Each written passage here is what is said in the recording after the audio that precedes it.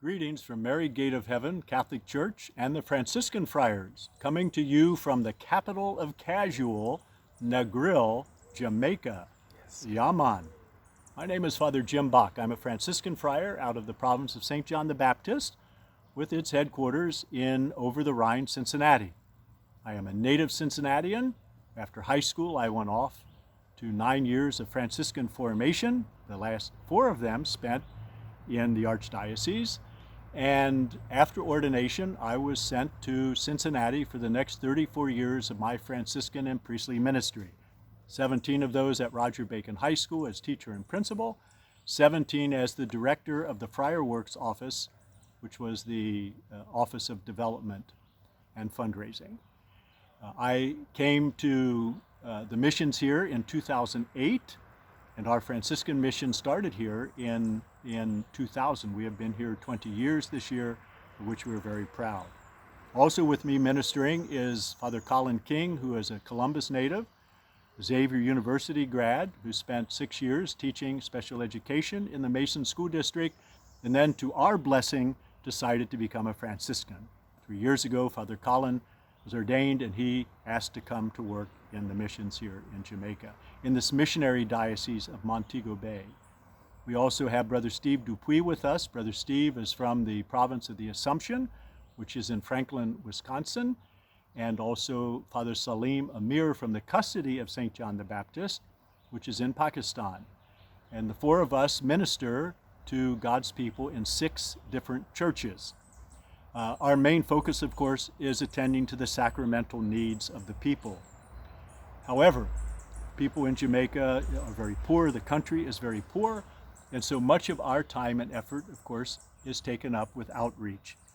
I am happy to say that here in Negril, we have St. Anthony's Kitchen, which just celebrated its 10th birthday.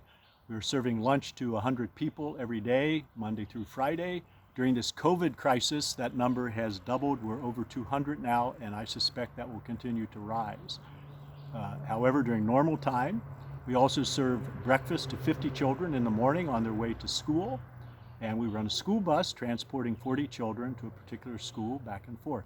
We have a Get Kids to School program. We are sponsoring 160 children to go to school every day. And that requires us to assist with taxi fare, lunch money, uniforms, school supplies, school fees, and all the other things that come with education. And we assist 160 children in that regard. We also have a Get Kids to School Plus. We have 3 youths, 2 young men and a young woman, who we're assisting in college, the 3 of them in Kingston. We're very, very delighted that they are there. We also deal with churches in what we call the bush, more rural area. Father Colin attends to 2 of them. One of the things that he has been working very, very hard on is the establishment of a clinic. It's very difficult for people who are in the bush to have the financial resources to be able to come into town to go to the clinic.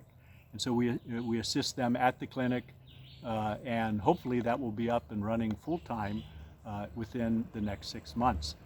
An interesting little story about the clinic: we have on 2 occasions now, Dentists Without Borders out of Norway have come. And just not too long ago, 7 dentists were here, and we Father Colin put a dental clinic together in a pop-up clinic in one of the churches.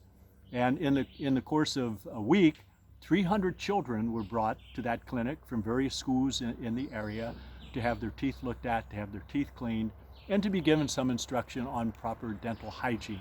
Father Colin continues to work with the children to make sure that that happens. Other medical people have come.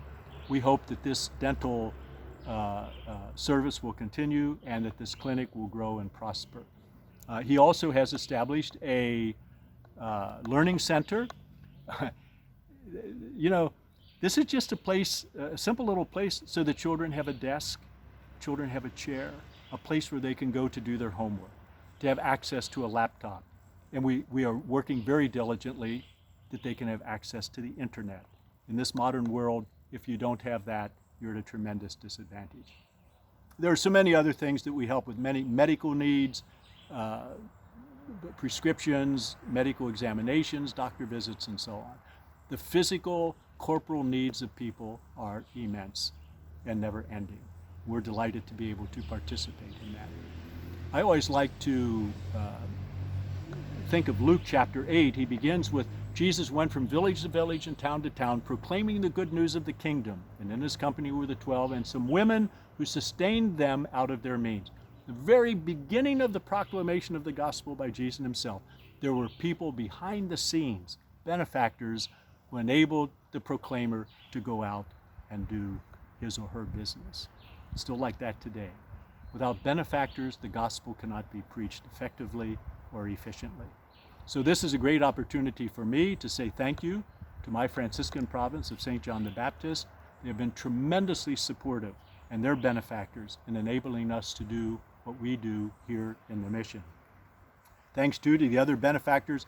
Negril is a tourist town. Tourists come through church here, and many of them have become good benefactors, seeing the good work that we're doing in the community. The Archdiocese of Cincinnati continues to sustain us and to assist us. Very happy and honored to be a member of that Archdiocese for so many years. So I want to take this opportunity to say thank you to all of our benefactors, ask God's blessing upon each and every one of you, and trust that you will continue to keep us in your prayer. It has been my pleasure, my delight to be able to come to you today and to say thank you and to tell you a little bit about our Franciscan missions here in this missionary diocese of Montego Bay, Jamaica. God bless you. Peace and all good.